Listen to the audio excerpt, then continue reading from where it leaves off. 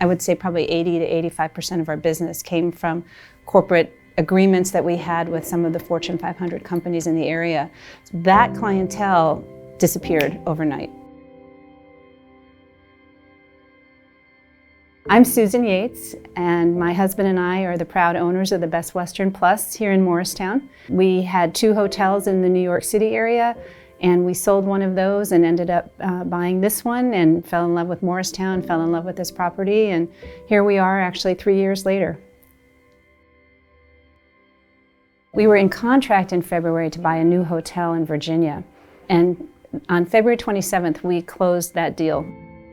The next day, literally February 28th, all of a sudden I got a sick feeling in my stomach. What have we just done? We were in Virginia, but my family, my children up here in New York, were telling us about what was going on. And so here we had this new property in Virginia, and now we were facing what seemed like it was going to be a really difficult situation here. From then on, we had a lot of things that started to happen with decisions that we had to make, how to keep the staff safe, handle all the people that were canceling, whether to give them full refunds, even people that had non-refundables, which we obviously did.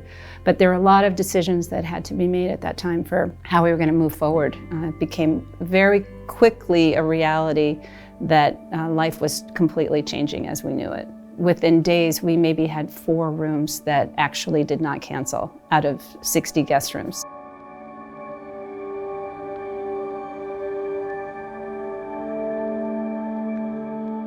Our clientele has really changed dramatically. If you had gone back to 2019, 2018, I would say probably 80 to 85% of our business came from corporate agreements that we had with some of the Fortune 500 companies in the area. It's one of the things that appealed to us most about this property, actually. That clientele disappeared overnight. And so corporate travel really, as we all know, just stopped. So now we're left to figure out what's going to bring us back, who are going to be our new clients.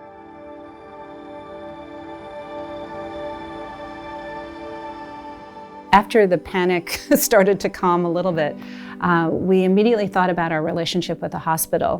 Being that we're the closest hotel to the Morristown Medical Center, we right away thought, how can we be helpful to them? And we said, look, we're here for you in any way that you need us to be. We want to be good neighbors, and it's a crisis for all of us, but if we can be helpful, please let us know. And we didn't hear anything back. We were just literally having 2 guests a night in the hotel.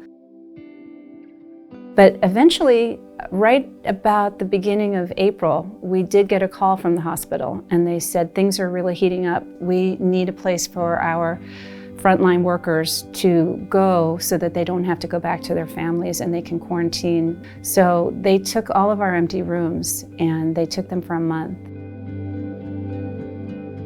Every day, every night, we had people coming in who worked in the day shift, and we had people coming in who had worked the night shift, and we were their rock. They came in and they had solace here and they had comfort. That was really, I think, very good for all of us mentally to know that we were somehow contributing and making things better.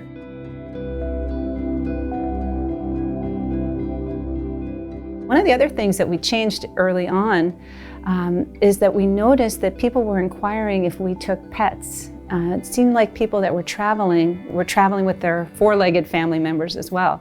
So we discussed it internally, and we decided that even though we had not been a pet-friendly hotel, we thought that it made sense during this time. And so we immediately started to get people that had pets, and mostly dogs.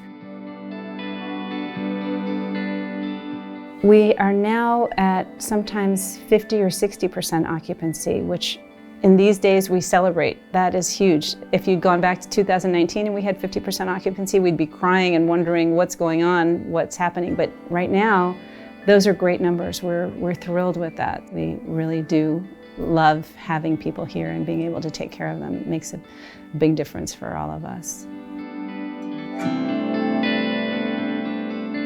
I can't wait to open our gym and our dining room. We had just finished renovating them last January, early February, and they really never got to be used. For months, the gym was closed. The dining room is still closed. We do see a light at the end of the tunnel. I think what I personally am looking forward to the most is bringing back the staff paying everybody what they deserve to be paid. This hotel has been here for 35 years, and we have staff that have been here for 35 years. I will never be able to express my gratitude for Jim and for Andrea and for Kathy, who's our executive housekeeper, who has worked without break many, many days by herself here, cleaning every room, making sure everything is sanitized properly. I will never have enough words to express my gratitude to them for just being willing to come to work every day. When my husband and I were on lockdown and afraid to leave our house, they were brave, and they came out of their homes and they came to work every day, and they had a smile on their face. And I think that, for me, is the thing that I'm the most grateful for, is to their efforts, their heroic efforts. They are my frontline heroes.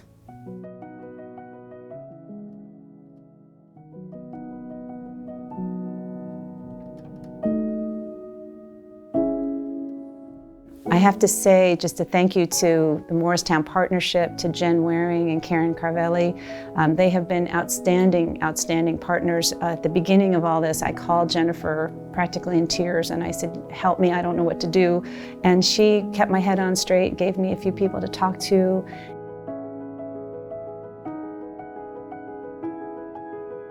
They say the #1 rule when you buy real estate is location, location, location.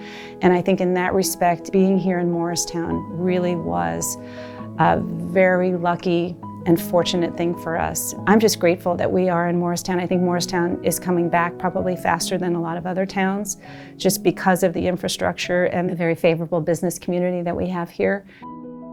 So thank you, Morristown. We really have loved being a part of the community, and I think it's been very helpful for us that we've been here.